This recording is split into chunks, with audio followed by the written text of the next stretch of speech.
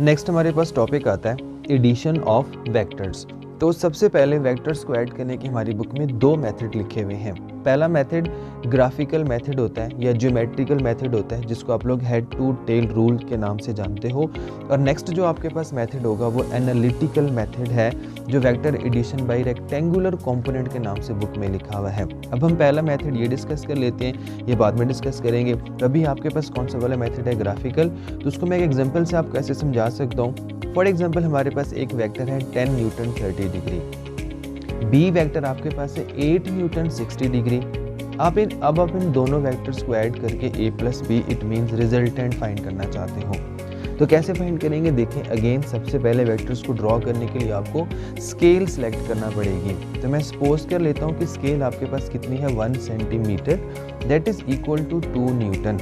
It means अगर हम ये वेक्टर रिप्रेजेंट करना चाहेंगे तो 5 सेंटीमीटर लाइन ड्रॉ करेंगे और इसके लिए हम लोग 4 सेंटीमीटर लाइन ड्रॉ करेंगे। अब अगेन आप फाइंड क्या करना चाहते हो, a प्लस बी या b plus A. For example अगर मैं फाइंड करना चाहता हूँ a प्लस बी, तो पहले कौन सा वाला वेक्टर पड़ा हुआ है a, फिर आपके पास कौन सा वाला है b। तो by head to tail rule हम पहले a को ड्रॉ करेंगे और फिर किसको ड्रॉ करेंगे, b को। तो फॉर एग्जाम्पल हमने यहाँ पे ये वाला a वेक्टर जो है वो ड्रॉ कर लिया। तो गौर से देखें, पहले मैंने 30 degree with positive X axis, अच्छा सबसे पहले रेक्टेंगुलर कोऑर्डिनेट सिस्टम को हम लोगों ने ड्रॉ किया। उसके बाद हमने ये जो पहला वेक्टर है उसके लिए 30 degree with positive X axis in anti clockwise direction measure कर लिया और 10 न्यूटन को रिप्रेजेंट करने के लिए हम लोगों ने यहाँ पे 5 सेंटीमीटर लाइन ड्रॉ कर ली। तो ये सारा किसको रिप्रेजेंट करेगा, वेक्टर ए को। नाउ अब हमने वेक्टर बी को ड्रॉ करना है। अगेन आप सबसे पहले रेक्टेंगुलर कोऑर्डिनेट सिस्टम ड्रॉ करोगे। अगेन ये जो आपके पास डॉटेड लाइंस हैं ये रेक्टेंगुलर कोऑर्डिनेट सिस्टम है, बिकॉज दूसरे के हेड पे हम लोगों ने ड्रॉ करना है ना। हेड टू टेल रूल क्या होता है, अब वेक्टर्स को ऐसे ड्रॉ करो कि फर्स्ट वेक्टर का जो हेड है सेकंड की टेल के साथ कोइंसाइड करे। तो फर्स्ट वेक्टर की हेड के ऊपर मैंने पहले क्या किया, रेक्टेंगुलर कोऑर्डिनेट सिस्टम को ड्रॉ कर लिया है। नाउ बी को ड्रॉ करने के लिए पहले हम 60 डिग्री एंगल ड्रॉ करेंगे विद पॉजिटिव एक्स एक्सिस। ये पॉजिटिव एक्स एक्सिस, ये पॉजिटिव वाई एक्सिस है। तो यहाँ से हमने 60 डिग्री ड्रॉ करने के बाद 8 न्यूटन को रिप्रेजेंट करने के लिए 4 सेंटीमीटर लाइन ड्रॉ कर ली, जो किसको रिप्रेजेंट कर रही है, वेक्टर बी को। अब हमने ए और बी दोनों को ड्रॉ कर लिया by head to tail rule. अब हम क्या करेंगे, रिजल्टेंट जब भी आपने फाइंड करना होगा, जितने मर्जी वेक्टर्स आप by head to tail rule draw कर लो, रिजल्टेंट ड्रॉ करने के लिए आप फर्स्ट की टेल और लास्ट का हेड इन दोनों के बिटवीन वेक्टर्स को ड्रॉ करोगे। जैसे कि ये अब आपके पास वेक्टर ए की टेल है और ये वेक्टर बी का हेड है, तो दोनों के बिटवीन स्ट्रेट लाइन लगा दें स्केल के साथ और एरो हेड लास्ट वाले वेक्टर के ऊपर पुट करेंगे। मतलब यहाँ पे जो लास्ट वेक्टर बी है मैंने यहाँ पे एरो हेड पुट कर दिया। अब ये सारा आपके पास क्या होगा, रिजल्टेंट वेक्टर। रिजल्टेंट वेक्टर की डेफिनेशन क्या होती है, single vector which would have the same effect as all the vectors taken together. जितने वेक्टर्स को आप ऐड करना चाहते हो उन सारे वेक्टर्स का सिंगल इफेक्ट जिस वेक्टर में होगा उसको हम लोग क्या नाम देंगे, रिजल्टेंट वेक्टर। अब रिजल्टेंट वेक्टर ड्रॉ तो हो गया, बट रिजल्टेंट वेक्टर का मैग्नीट्यूड क्या होगा, रिजल्टेंट वेक्टर की डायरेक्शन क्या होगी। तो हमने तो बेसिकली यही फाइंड करना था ना कि दो ए और बी को ऐड करेंगे तो टोटल मैग्नीट्यूड कितना आएगा। अब याद रखें यहाँ से लेकर यहाँ तक स्केल के साथ आप ये लेंथ सेगमेंट मेजर करें। सपोज कर लेते हैं ये सारा जो आपके पास लेंथ सेगमेंट है ये आ जाता है 6 सेंटीमीटर। अगर ये 6 सेंटीमीटर आएगा तो 1 सेंटीमीटर कितने को रिप्रेजेंट कर रहा था, 2 न्यूटन को। यहाँ पे अगर ये 6 सेंटीमीटर आ गया तो 6 मल्टीप्लाई बाई 2 क्या रिजल्ट आपके पास आ जाएगा, मतलब 12 न्यूटन को रिप्रेजेंट कर रहा होगा। क्लियर, यहाँ से लेकर यहाँ तक लेंथ सेगमेंट आप लोग मेजर कर लेंगे और स्केल के अकॉर्डिंग मेजर कर लेंगे कितना मैग्नीट्यूड बनते हैं in the form of force in the form of Newton. Similarly अगर आप इसकी डायरेक्शन देखना चाहते हो तो again with positive X axis जहाँ तक आप लोग एंगल मेजर कर लोगे तो वो किसको रिप्रेजेंट करेगा, रिजल्टेंट की डायरेक्शन को। तो रिजल्टेंट फाइंड करने का मतलब ही ये होता है कि आप रिजल्टेंट का मैग्नीट्यूड और रिजल्टेंट की डायरेक्शन फाइंड करो। अब अगर फॉर एग्जांपल MCQs आपके पास आ जाए। अच्छा, एक और चीज़ यहाँ पे ये कि जो आपके पास वेक्टर एडिशन है वो कम्यूटेटिव प्रॉपर्टी को होल्ड करता है। It means A plus B करो आपकी मर्जी, B प्लस A करो आपकी मर्जी, दोनों केसेस में रिजल्ट सेम होगा, ऑर्डर मैटर नहीं करता। A plus B plus C करो, C plus B plus A करो, तो हमेशा रिजल्ट क्या रहेगा, सेम। अब यहाँ पे एक और शॉर्टकट आपको बता देता हूँ। अब जब भी MCQs अगर आपके पास वेक्टर एडिशन से रिलेटेड आएंगे तो वहाँ पे तो आप लोगों ने स्केल के साथ कुछ ऐसा ड्रॉ नहीं करना होगा, बल्कि वहाँ पे तो ऑप्शंस गिवन होंगे, तो बहुत जल्दी आप लोग कौन सा ऑप्शन टिक कर सकते हो।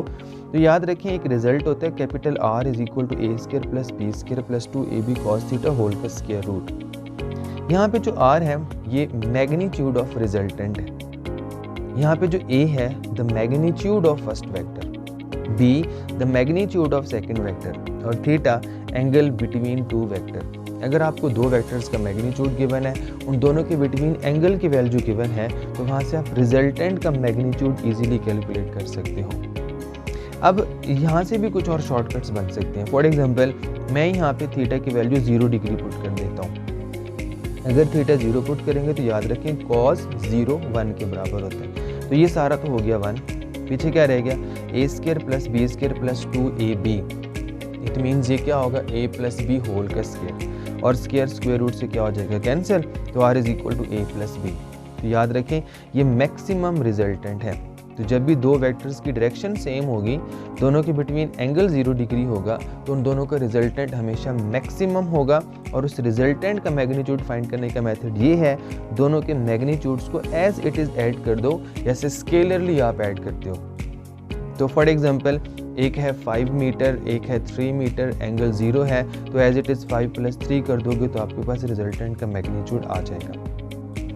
उसके बाद देखें, अगर मैं यहाँ पे 180 डिग्री पुट कर देता हूँ तो cos 180 माइनस 1 के बराबर होता है, तो यहाँ पे आ जाएगा negative sign. No A square plus B square minus 2AB बन जाएगा। अब ये किसका स्क्वायर कंप्लीट होता है, A माइनस बी होल का स्क्वायर, तो स्क्वायर अगेन स्क्वायर रूट से क्या हो गया, कैंसिल, तो R is equal to A minus B. याद रखें ये मिनिमम रिजल्टेंट, इससे कम रिजल्टेंट नहीं हो सकता। तो जब भी आपको दो वेक्टर्स में अपोजिट डायरेक्शन गिवन हो, दोनों में 180 डिग्री एंगल गिवन हो, तो उनका रिजल्टेंट फाइंड करने का मेथड क्या होगा, A माइनस बी, दोनों के मैग्नीट्यूड्स को एज इट इज़ माइनस कर दें। सिमिलरली अगर आप लोग थीटा की वैल्यू क्या पुट कर देते हो यहाँ पे 90 डिग्री की, दो वेक्टर्स के बिटवीन 90 डिग्री एंगल है, तो उन दो वेक्टर्स को ऐड कैसे करेंगे।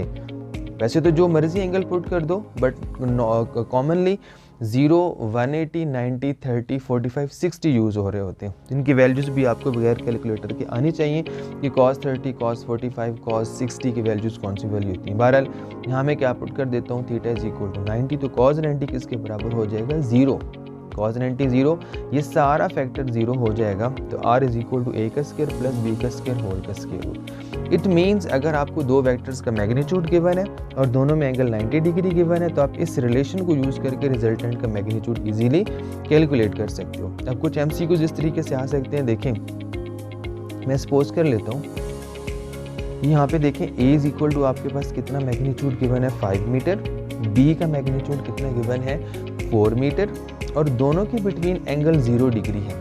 अब बताओ रिजल्टेंट क्या होगा।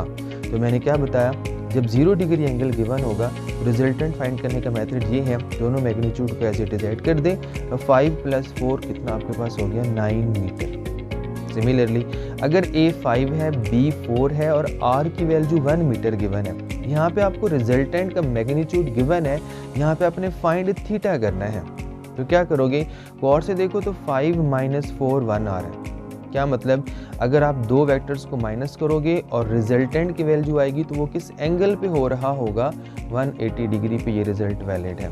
तो इन दो वेक्टर्स को माइनस करेंगे तो रिजल्टेंट आएगा, इट मीन्स दो वेक्टर्स के बिटवीन एंगल कितना होगा 180 डिग्री। तो लाजमी नहीं आपने रिजल्टेंट का मैग्नीट्यूड फाइंड करना होगा, आपको रिजल्टेंट गिवन हो सकता है और वहाँ से आप लोग थीटा की वैल्यू भी कैलकुलेट कर सकते हो, which is angle between two vector.